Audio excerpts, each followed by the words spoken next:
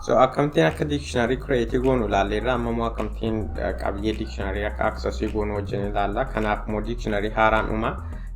Dictionary kun biyyootaa fi baay'ina uummata isaaniidha kan inni nutti argisiisu raan jedhee dictionary kun akkanaa uumame ilaaluu fi akka argitan dictionary kun uumameera. So fakkeenyaaf qabiyyee baay'ina uummata Masrii ilaaluun barbaade population jedhee square bracket banee key konti dabarsa kiinas keessatti Masriidha.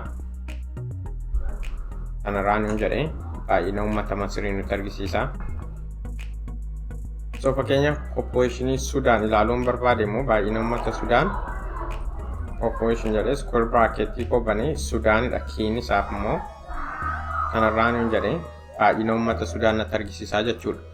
So maal ta'a yoom baay'ina uummata dictionary koo keessa hin jirre ilaaluu yoom yaale. So kana jechuun biyyaas keessa hin jirre fakkeenyaaf baay'ina uummata Uganda ilaaluun barbaade population jedhee kii Uganda godhee akkasitti dabarse raanuun jedhee error naa kenna.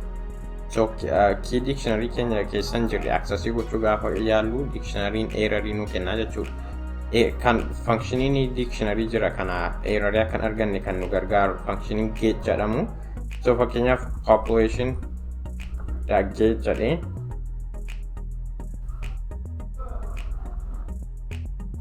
Itoophiyaa yoon jedhee baay'ina uummata Itoophiyaa nuu kenna.